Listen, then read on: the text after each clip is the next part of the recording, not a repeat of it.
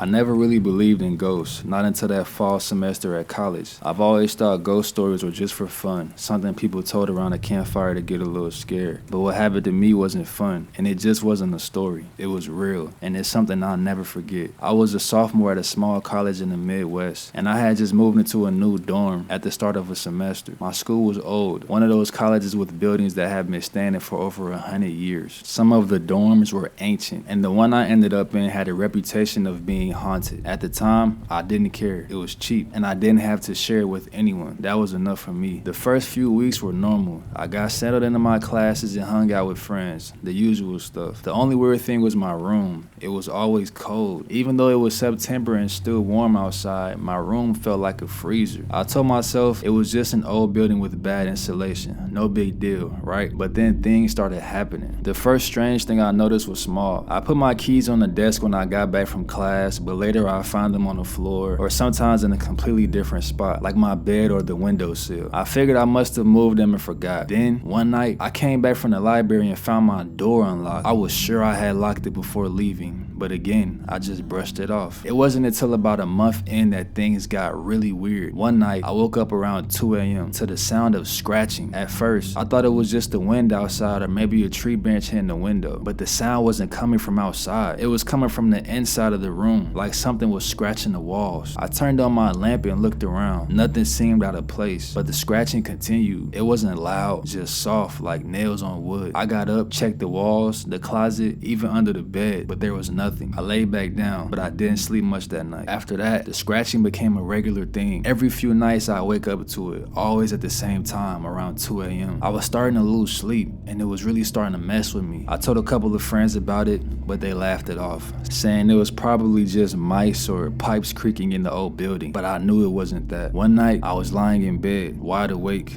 waiting for the scratching to start. Sure enough, right around 2 a.m., it began. But this time, it wasn't just scratching. I heard footsteps, slow, soft footsteps, like someone was walking around the room. My heart was pounding. I froze. I couldn't move. I couldn't even breathe. The footsteps stopped right next to my bed. I didn't dare look, but I could feel something there, standing over me. The air around me felt heavy, like it was pressing down on my chest. I wanted to scream, but no sound came out. Then, just suddenly as it had started, the feeling was gone. The room felt normal again. I sat up, turned on every light, stayed awake for the rest of the night. The next morning, I told my RA about what had happened. She didn't seem surprised. She said the dorm had a history, and I wasn't the first person to report strange things happening. Apparently, years ago, a student died in that very room. She didn't know all the details, but it had been some sort of accident. Ever since then, people had reported weird things, doors locking and unlocking on their own, lights flickering, stuff moving around, you name it. That freaked me out. What was I supposed to do? I couldn't just move out. I tried to convince myself that it was all in my head, that I was just tired and stressed out from school, and that's why I was hearing things. But things got worse. One night, about a week later, I woke up to the sound of whispering. It was faint at first, like someone whispering from the far corner of the room. I sat up in bed, straining to hear. The whispering got louder, closer. Sounded like it was right next to my ear. I couldn't understand what was being said, but it wasn't in English, or at least not any English I'd ever heard. My whole body broke out in a cold sweat. I jumped out of bed, flipping on the light. The whispering stopped instantly. The room was silent, but I felt that same heavy presence again, like someone was there with me, watching. I didn't stay in the room that night. I grabbed my keys and ran to my friend's room down the hall, practically banging on her door until she let me in. I didn't tell her everything, just that I couldn't sleep in my room. I crashed on her couch and then go back to my room until the next morning. After that night, I couldn't stand being in that room anymore. The cold, the noises, the feeling of being watched. It was too much. I tried to avoid being there as much as possible, only going back to grab clothes or books, and then I'd spend the night at a friend's or stay in the library until it closed. Eventually, I told my parents about what's been happening, and they agreed to let me move out of the dorm. I switched rooms with another student who didn't believe in any of that ghost stuff, so I was happy to take the room off my hands. Once I moved, things went back to normal. The new room was warmer, quieter, and I finally got some sleep. I never experienced anything weird again, but I still think about it sometimes, especially when I hear other people's ghost stories. I know what I saw and heard was real. I don't know what it was, if it was the spirit of that student or something else, but whatever it was, it made me a believer. That room was haunted. I'm just glad I got out of there. During welcome week of my freshman year, I was buying my school books from one of those outside mobile bookstores. Not important to the story really, but I guess it's notable that my college's student union was under renovation at the time, and there were a lot of portable buildings to walk between. Anyway, I had just finished buying my books and I was walking to the bus stop to go back to my dorm. I was struggling with one of the bags because the crappy plastic had broke around one of the handles when a guy came out of nowhere and started talking to me about it. He was bigger than me and he kept trying to make conversation, but he didn't seem to get the vibe that I wanted to be left alone. I was super uncomfortable around strangers in this town at the time because I had just come from a rural part of Oklahoma and I wasn't used to large crowds. After kind of nodding and going along with whatever he said for a moment while I waited for my bus, I was really kind of over it. I remember at some point he was telling me that he felt really comfortable talking to me because I reminded him of some of the girls he talked to in his hometown. He was a freshman from a rural town too.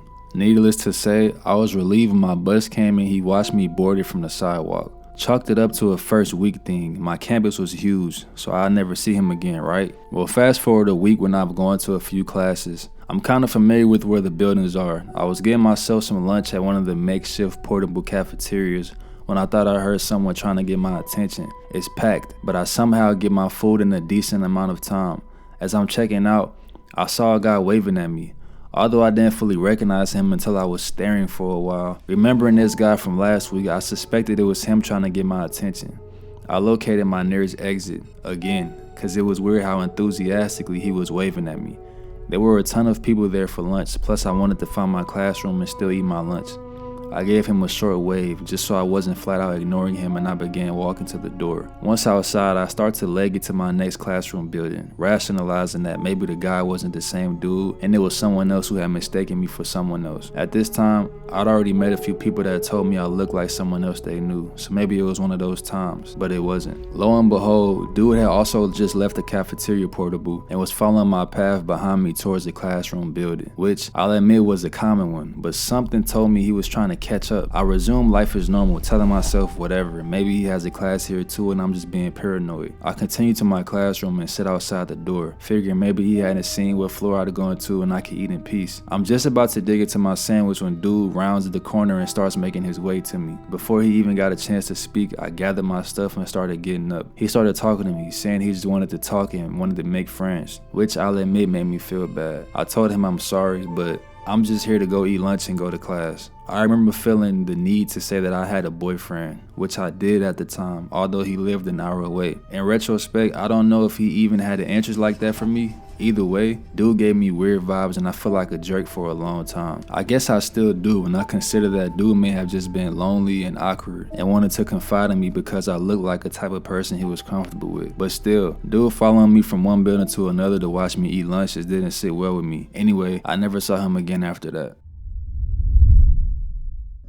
It was around December 5th or 6th in 2019, when my third semester exams were going those days. I used to live in a hostel with one more roommate and my room was situated at the end of the floor. That day, I decided to skip going to the library and to study in my room itself. I had a habit of studying late at night to complete my syllabus. It was around 3 a.m. when I completed some of it and I was tired. I decided to go to sleep. I was alone in my room. My roommate had gone to a group study in the library, so I switched off my light. I had a dream in my sleep, and the dream was so real that I could feel everything around me. It was strange and quite spooky as I could see one lady sleeping over a large bed. She was talking to herself and sketching something on a notepad. The women were old, dull, and wearing torn, blood-splattered clothes. I could see her sketch. It was too hard for me to understand. It had lots of zigzag, twisted lines that are emerging from a common point. And one little girl, which was around 5 or 7 years old, was standing near the bed and was smiling at the old woman. That small girl had 2 long ponytails and had ankles that was twisted in the opposite direction. All of a sudden, the old lady stopped her sketch, and as soon as she stopped, the small girl immediately disappeared. There was blood all around the room, and she started yelling in my direction. The voice was so loud and broad that I freaked out in my dream. I still remember those words. "Who am I?" I could see a third person in the room. He was definitely not human or animal, something completely different out of this world. The entity had a face of a human but covered in dark black and bloody red stripes. It had curly hairs, its eyes were completely white, and its teeth were long and sharp, just like a shark. Watching all of this was so scary, and I lost my breath. I really wanted to open my eyes and wake up from my dream. I literally could feel my soul trapped in some place. I was trying so hard to open my eyes, but something strange was pulling me in. The force was so hard that it was impossible to come out from that dream. My eyes became so heavy. Suddenly, something happened. My eyes opened at a very fast rate, and I started sweating and shivering. My body felt light. I could take breath comfortably. It was 4:30 at night. I got completely scared, and I was alone in my room. After a while, I tried to go for a look and wash my face. While washing my face, I could see my eyes were red also. I got really scared. I could barely sleep that night. In the morning, I shared my experience with my close friends. I tried to find a picture on the internet that looked like what I've seen in my dream. And I found one, and it was very close. I don't know what to make of all this, so it's still hard for me to go to sleep some nights. I went to USC. I was in the dorm as my home state is about 17 hours from there. Every night went the same, with me finishing classwork or editing videos for a little bit of side money for YouTubers or kids who post to Instagram. Every night I would finish and hop in the shower. It was all the same every night. There was one night though, I'll never forget. I was showering and I heard my front door creak open as it always did when it would open to a certain point.